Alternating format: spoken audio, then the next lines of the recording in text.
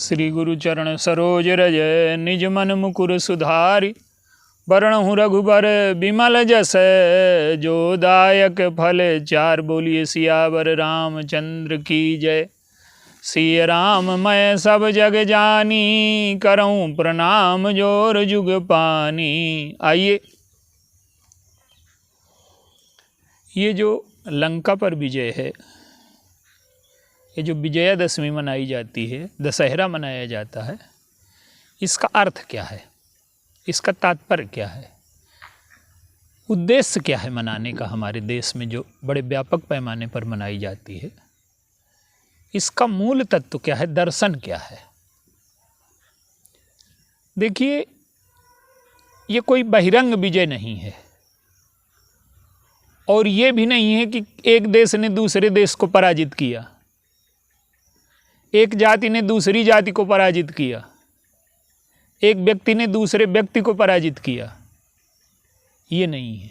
इसका तात्पर्य ये है कि हमें अपने जीवन में किन प्रवृत्तियों को पराजित करना चाहिए और किन प्रवृत्तियों को विजयी बनाना चाहिए।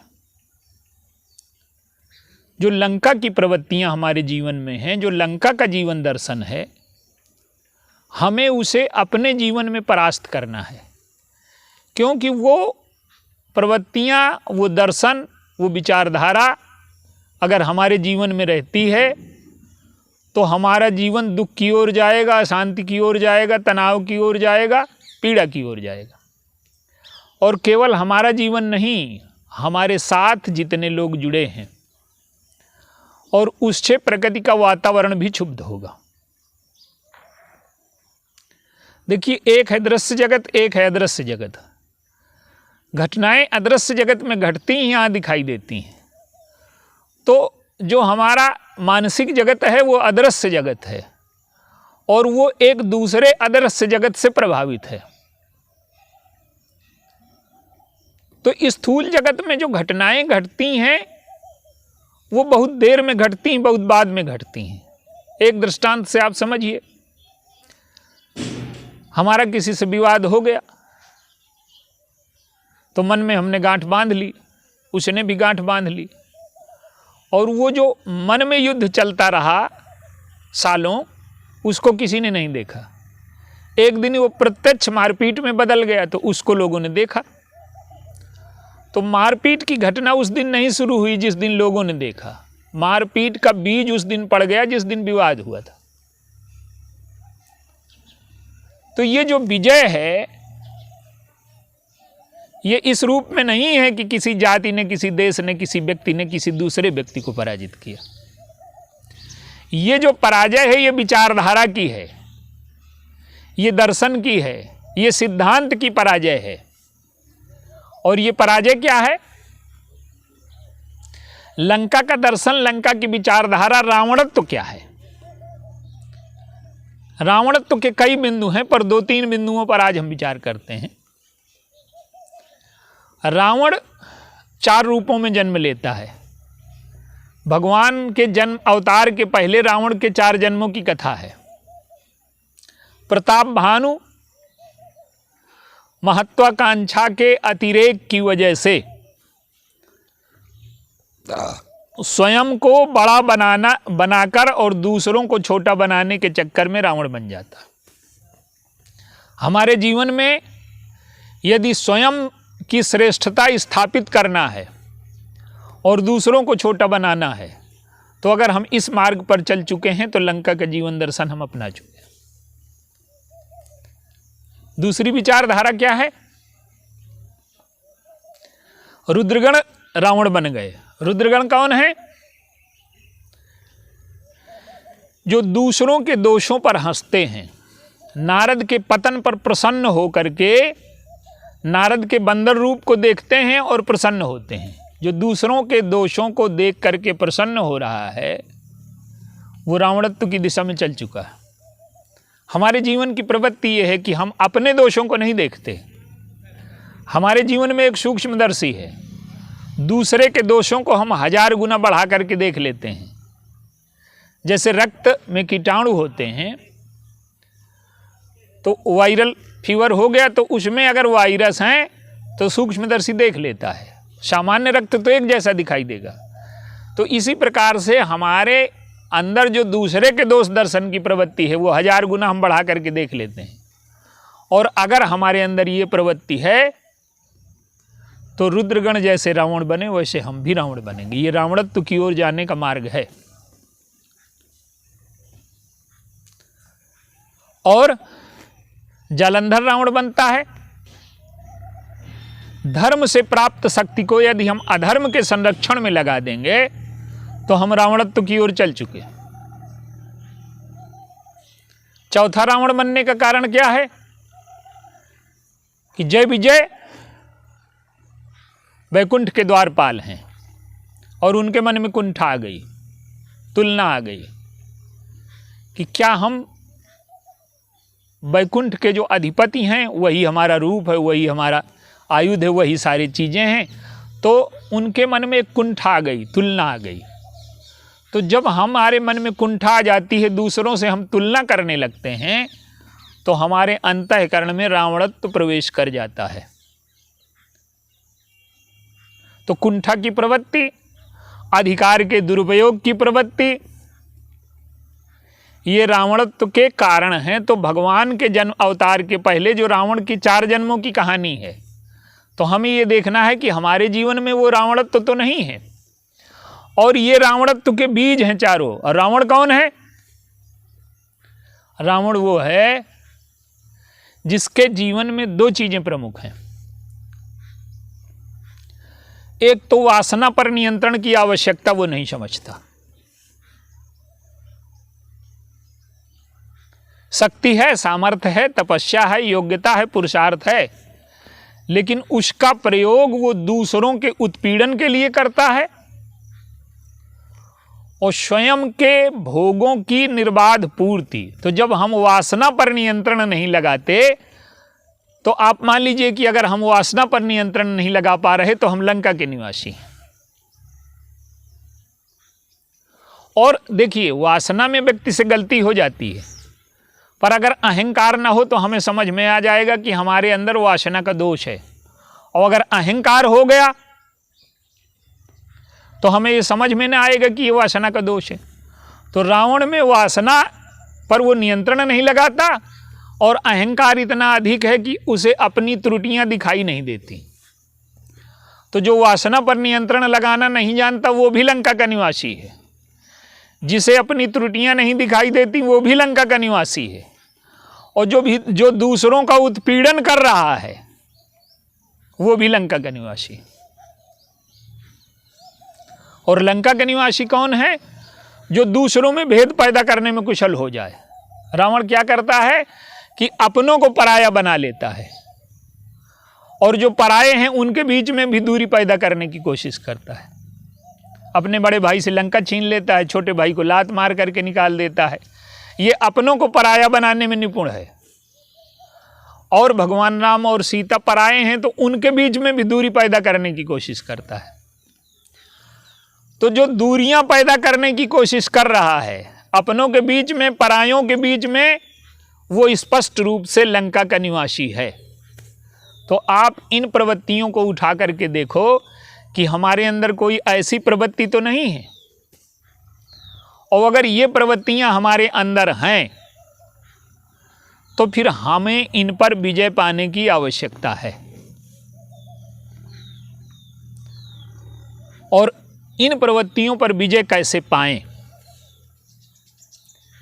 और अगर हम उन पर विजय पा लेते हैं, यही विजयादशमी मनाना है। आप देखिए, रावण को हराने वाले पात्र भगवान राम से पहले भी हैं।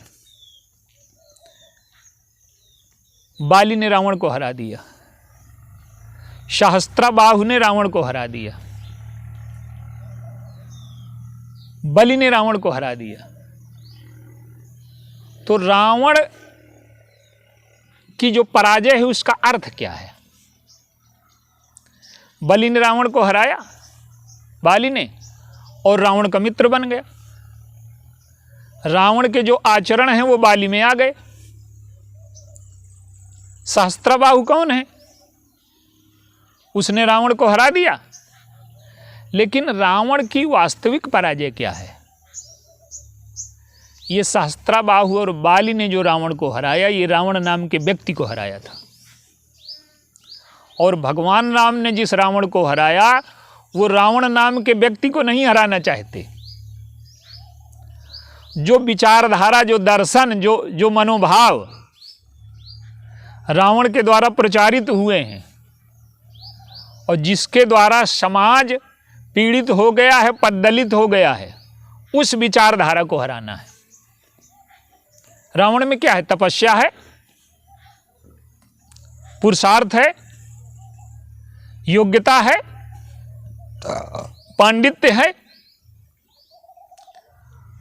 वो चिरयौवन और दीर्घ जीवन दोनों को साकार कर चुका है। तो असीम भोग शक्ति और असीम भोग सामग्री, अपनी संवेदना की चिंता, दूसरों की भावनाओं और संवेदना का कोई अर्थ न होना, यह भी रावणत्व है। तो इस विचारधारा को पराजित करना है, रावण नाम के व्यक्ति को नहीं हराना। राक्षस कोई जाति नहीं है। जिन्होंने ये आचरण स्वीकार कर लिए हैं, तो इस विचारधारा की पराजय रावण की पराजय है। तो भगवान राम जो पराजित करते हैं रावण को, वो पहले विचारधारा के रूप में उस भावना को पराजित करते हैं। रावण नाम का व्यक्ति अगर नहीं अपनी त्रुटियों को मानता, दोषों का समर्थन करता रहता है, तो उस व्यक्ति को भी पराजित करने की आवश्यकता है। तो रावण की विचारधारा की पराजय क्या है? आप देखिए, इस सारी विचारधारा को उलट दीजिए, रावण की पराजय हो जाएगी। भगवान राम के जीवन में क्या है? रावण की विचारधारा ये है कि हम सब पर अधिकार कर लें और हम जैसा चाहें वैसे लोग चलें, हमारे वासना की, हमारे अहंकार की पूर्ति में सब सहायक हों। भगवान राम क्या करते हैं? रावण की जो पराजय है, वो कैसी पराजय है? एक दृष्टांत आप देखिए।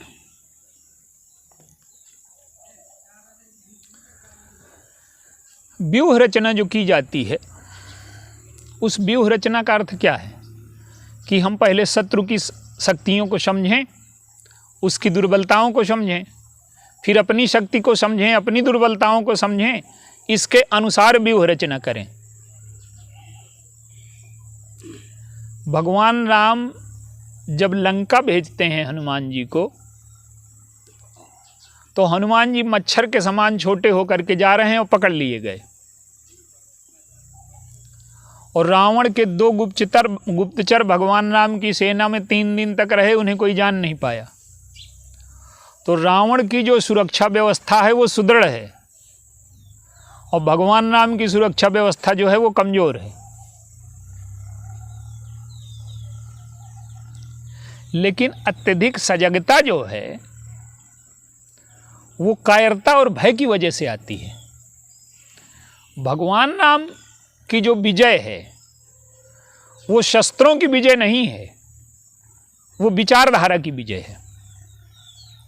वो पहले व्यक्ति के हृदय को जीतते हैं, और वो विचारधारा जो मनुष्य के लिए कल्याणकारी है, उस विचारधारा की विजय आवश्यक है। अब जो सुख सारण आए, वो 3 दिन तक भगवान राम की सेना में बने रहे, कोई पहचान नहीं पाया। और सुख सारण ने व्यवहार देखा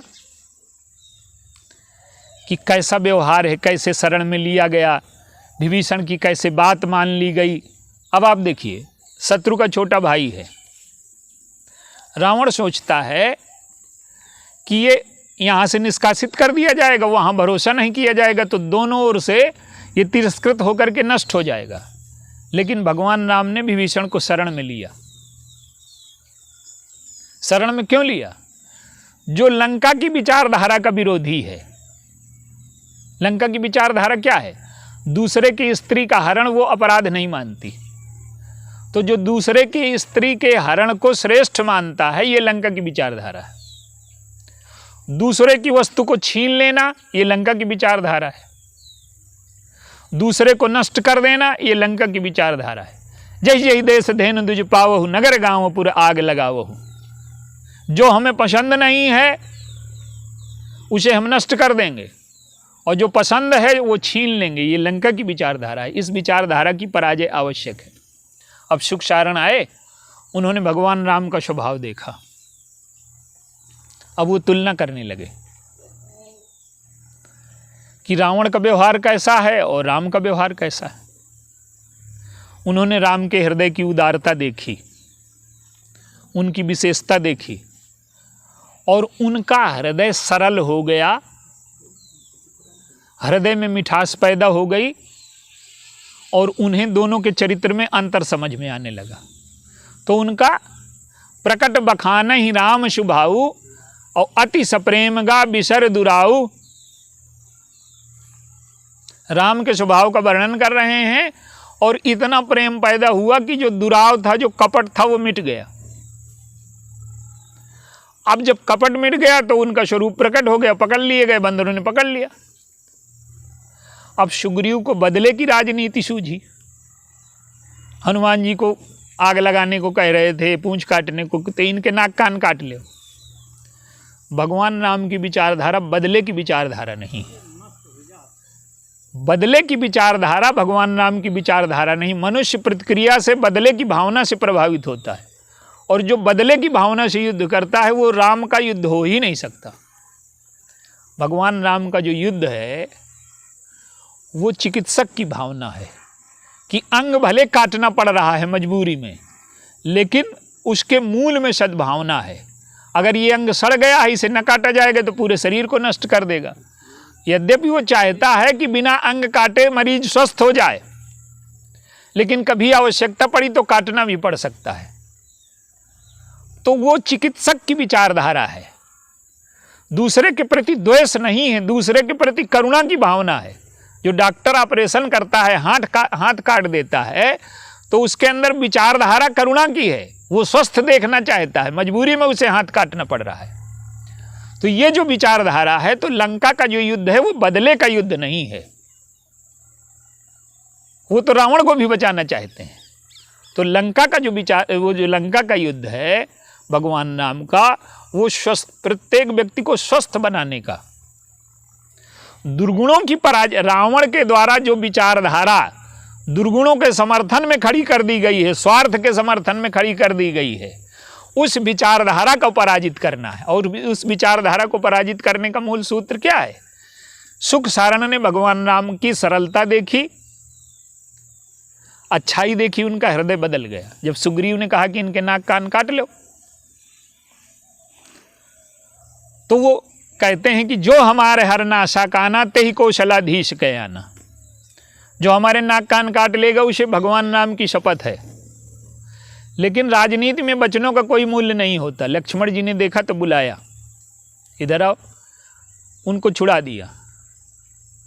वो क्या कहना चाहते हैं दूत, कि जब तक हम कपट कर रहे थे तब तक आप हमें पकड़ नहीं पाए, और जब भगवान राम का स्वभाव देख करके, उनकी सरलता देख करके हमें हमारा कपट मिट गया, हमारे अंदर की बुराई मिट गई, तो हमें ये जो दंड मिल रहा है ये सरलता का मिल रहा है कि कपट का मिल रहा है? कपट तो आप पकड़ नहीं पाए। तो दंड, धर्म और विधान तो ये कहता है कि जिसने अपराध किया उसे दंड मिलेगा, लेकिन भक्ति ये कहती है कि अगर व्यक्ति ग्लानि कर ले, पश्चाताप कर ले, अपने को बदलने को तैयार हो जाए, तो उसे दंड देने की आवश्यकता नहीं है। दंड भी उसे प्रायश्चित के लिए दिया जा रहा है। दंड कोई विद्वेष नहीं है, दंड कोई बदले की भावना नहीं है। तो अगर इनका हृदय बदल गया, लक्ष्मण जी कहते हैं कि अगर ये अच्छाई की ओर चल चुके और अच्छाई की ओर चलने वाले को दंड दिया जाएगा, तो फिर व्यक्ति अच्छाई की ओर चलेगा क्यों? तो उन्होंने बुलाया, तुम हमारे पास आओ। और उन्होंने क्या कहा कि तुम मेरे दूत बन करके लंका चले जाओ। सुख सारण दूत बने। रावण के दूत अगर लक्ष्मण के दूत बन जाए तो ये रावण की पराजय है। आप देखिए, रावण की पराजय कई जगह होती है। युद्ध की पराजय लोगों को दिखाई देती है। अंगद को न बदल पाना रावण की पराजय है। अंगद का भगवान राम अंगद का नुकसान भगवान राम के द्वारा व्यवहारिक दृष्टि से हो चुका है। उसके पिता का वध हो गया और उनका राज्य छीन करके सुग्रीव को दे दिया गया। लेकिन भगवान राम ने बाली को ना स्वार्थ के लिए मारा, ना अहंकार के लिए मारा, ना अपने किसी अहम की पूर्ति के लिए मारा। वो बाली का कल्याण और सुग्रीव का कल्याण कैसे होगा वो जानते हैं। अंगद इस सत्य को जान गए हैं। तो अंगद को न फोड़ पाना भी रावण की पराजय है। विचारधारा की पराजय बड़ी पराजय है। भगवान राम कह देते हैं तुमने भेद लेने भेजा था, मैं जिसका तुम भेद ले सकते हो अंगद को भेद दिया, अगर तुम चाहो तो इसे अपनी ओर मिला लो। लेकिन अंगद सिद्धांत में इतने दृढ़ है कि अंगद का न बदलना भगवान राम की विजय और रावण की पराजय है। और एक उदाहरण देखिए, कुंभकर्ण रावण की आलोचना करता है लेकिन अपनी दुर्बलताओं से मुक्त नहीं है। हम में से अधिकांश लोग कुंभकर्ण जैसे हैं कि बड़ाई तो रावण की करेंगे, लेकिन लड़ने का समय जब क्रियात्मक रूप में आएगा तो हम लड़ने, वो बड़ाई राम की करता है, पर जब लड़ने का समय आता है तो रावण की ओर से लड़ता है। लेकिन उसका हृदय रावण के साथ नहीं है, वो अपनी दुर्बलताओं की वजह से लड़ रहा है रावण की ओर से। जब कुंभकर्ण आया, वो विभीषण कुंभकर्ण से मिलने आए तो क्या कहता है, बंधु वंश तय कीन्हु उजागर, भजहु राम शोभा सुख सागर, बचन कर्म मन कपट तज, भजहु राम रणधीर। अब देखिए जिस तरह से कुंभकर्ण विभीषण की प्रशंसा करता है, ये रावण की सबसे बड़ी पराजय है। रावण के विचारधारा की जो पराजय है वो कुंभकर्ण द्वारा विभीषण की गई प्रशंसा है। तो कहने का तात्पर्य है कि रावण नाम के व्यक्ति को नहीं हराना, किसी राक्षस नाम की जाति को नहीं हराना, लंका नाम के देश को नहीं हराना। जो विचारधारा है रावण की, उस विचारधारा को जो विचारधारा पराजित करती है, और रावण बन करके अगर हम रावण को पराजित करें, आज क्या है कि अधिकांश लोग किसी बुरे व्यक्ति को हराने के लिए तमाम बुराइयों का सहारा लेते हैं। तो रावण बन करके रावण को पराजित करने का क्या अर्थ है? भगवान राम रावण को पराजित करते हैं लेकिन किसी बुराई को स्वीकार नहीं करते। तो अंत में क्या हुआ कि भगवान राम की विजय क्या है? शुक सारण का बदल जाना, विभीषण का बदल जाना। ये जब लोगों का हृदय बदल देते हैं, ये रावण की पराजय है।